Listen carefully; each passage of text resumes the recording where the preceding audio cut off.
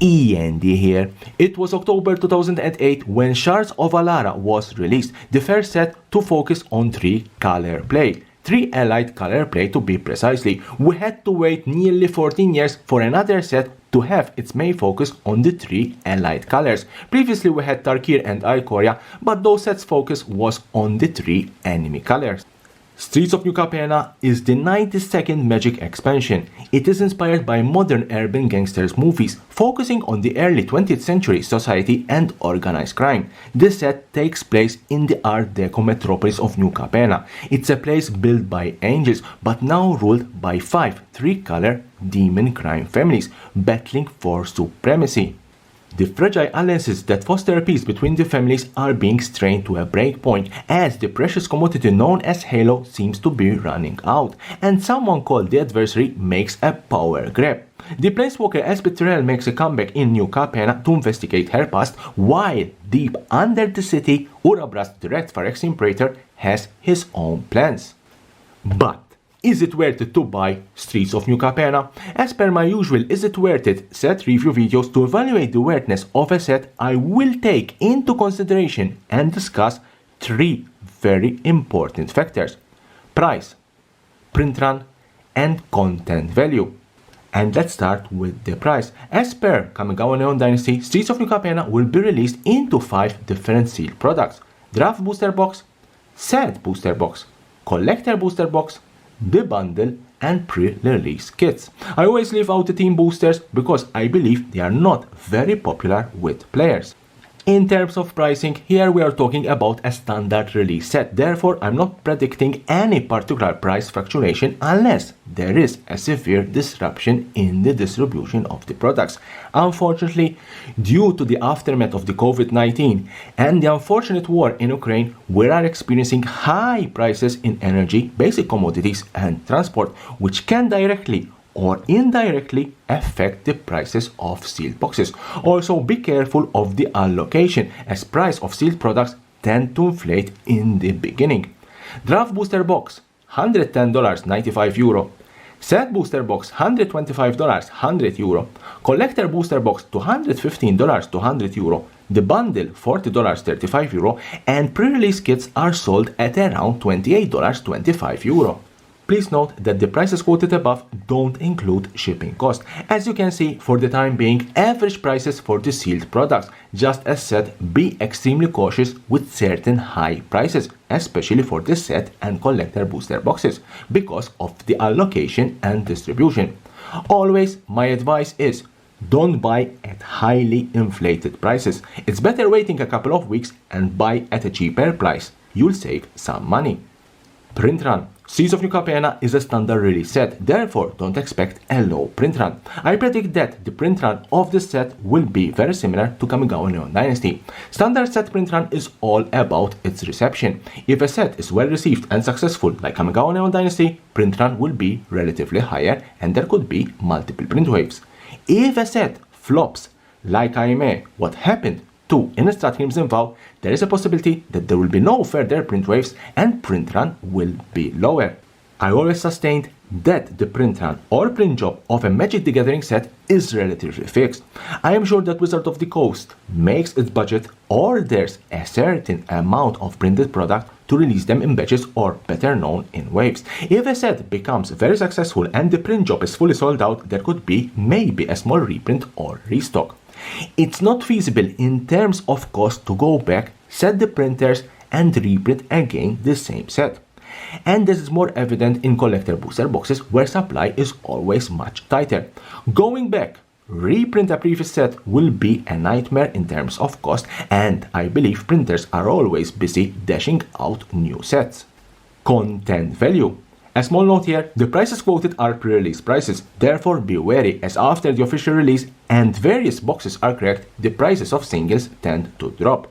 Streets of New Capenna main focus as set is the 3-color play, centered around 5 demon families led by 5 3-color crime bosses with different characteristics. The Obscura, white, blue, and black, led by Rafine's Chemic Seer, focus on card draw and control. The Maestros, blue, black, and red, led by E.N.D. the Collector, focus on sacrifice and removal. The Riveteers, black, red, and green, led by Giatora the Incinerator, focus on aggro and big beaters.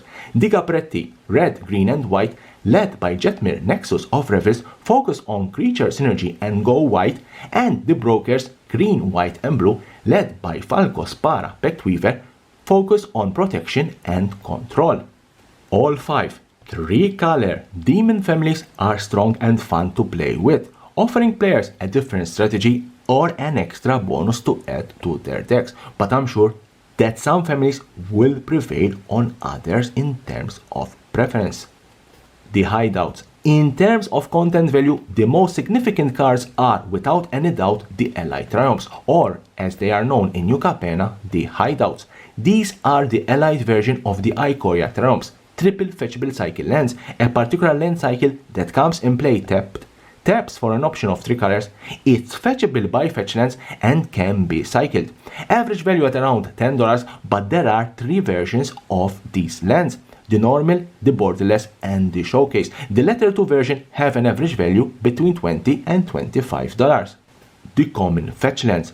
Seeds of New Capenna will have 5 new, never printed common lands, the common fetch lands. There will be 1 for each family, and each of the 5 common lands are sacrificed when they enter the battlefield to go fetch a basic land in one of the colors of the families and give the controller 1 life. The only drawbacks here are the basic land come in play tapped and they cannot fetch trumps or shock lands, but they can serve a good mana fixing in certain decks. Full art basic lands. While we are talking about lands, Seeds of New Capenna will have its own cycle of full art basic lands, the Metropolis basic lands. Each type has 2 different pieces of art, no doubt how stunning these are. As per Kamigawa Neon Dynasty, even though these are basic lands and can be pulled in all 3 major products, not all of these are equal, and you aren't guaranteed to open a full art land in a set or draft booster. Why? Because only 1 in 3 set and draft boosters contain a full art basic land. Collector boosters, on the other hand, always contain a foil full art basic land. The Planeswalkers. Seeds of New Capenna will have 3 new Planeswalker cards. Contrary to the previous sets, all the 3 Planeswalkers are familiar faces: Elspeth Resplendent, Vivian on the Hunt, and Obnixix the Adversary. The most desired and sought after one will be, without any doubt, Obnixix the Adversary, a 3-drop Planeswalker that can create a copy of itself, thanks to its casual mechanic, valued at around $30, but I wouldn't be surprised if this Planeswalker starts to go up in value. On the other hand, Elspeth and Vivian have an average value of around $10. New Capenna will not have only the crime bosses and the Planeswalkers at mythic rarity, there will be more. Bootlegger Stash, a green artifact that can give lands the ability to tap for treasures. Current value $40–45, but I wouldn't be surprised if it reaches $50–60. Luxior Jata's Gift, the new sword of Elspeth, which can make any Planeswalker become a creature and ready to fight without losing its loyalty abilities. Current value $20. Halo Fountain, a white artifact with the ability to create token citizen creatures, draw cards, and an alternative winning condition. Current value at around $10, but if someone breaks it, it could skyrocket. Last but not least, notable mythic card Urabrask Heretic Praetor, one of the antagonists in this set, and a quite interesting creature, valued at around $10, and because Urabrask is a Phyrexian Praetor, you can also pull its Phyrexian language version, currently valued at around $35. Other rare cards. Apart from the Triumphs, Hideout lands, Siege of New Capenna will have some interesting rare cards that I would keep an eye on, especially Jada Font of Hope, an Angel Tribal Commander card, ideal for any Angel deck out there, valued at around $8. Void Rend, the Obscura removal spell that can't be countered, valued at around $5. Depopulate, the newest board wipe for white, valued at around $4. And Endless Detour, the Broker's Way of a counter or graveyard disruption spell, valued at around $3. The Box Toppers. All booster boxes, that is draft, set, and collector, will contain a traditional foil box topper. The card will always be Gala Greeters, but the version of the card is region specific. There are 11 alternative art versions, and the art and language of the Gala Greeters always matches the language of the display. Each box topper version depicts art celebrating the regional culture of that language. I want to be blunt. The English version will be very cheap. It will be the most common and most pulled. But I would keep an eye on certain foreign box toppers, especially those that have a very low print run, like the Russian version, or on those that have a very distinctive artwork. My favorites are the Italian, the Spanish, and the traditional Chinese versions. The list. For new Capenna, the list have been reduced from 300 to 67 cards. This is because this set introduces the Magic IP versions of the 9 cards from the Sacred Lair drop Stranger Things. 1 in 8 set boosters will contain one of these cards, while another 1 in 8 set boosters will contain a different card from the list. Among the new cards in the updated list, there will be a special non-foil Shards of Alara Rafik of the Many, featuring new art and the Streets of New Capenna Golden Age treatment. Honestly, these cards will make set booster boxes more attractive compared to the draft booster boxes. My verdict: is it worth it to buy Streets of New Capenna? For this type of is it worth it review videos, I always split my verdict into 3. Mass box opening, draft play, and collecting and investing. But this time, and going forward, I'm going to split my verdict into 3 different categories based on the 3 major sealed products.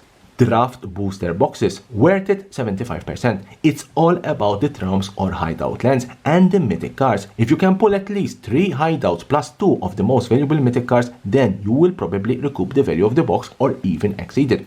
If you don't pull any triumphs at all and pull the least valuable mythic cards, then unfortunately you are screwed. Having said that, a draft booster box is ideal for obviously drafting and playing because of its lower price point.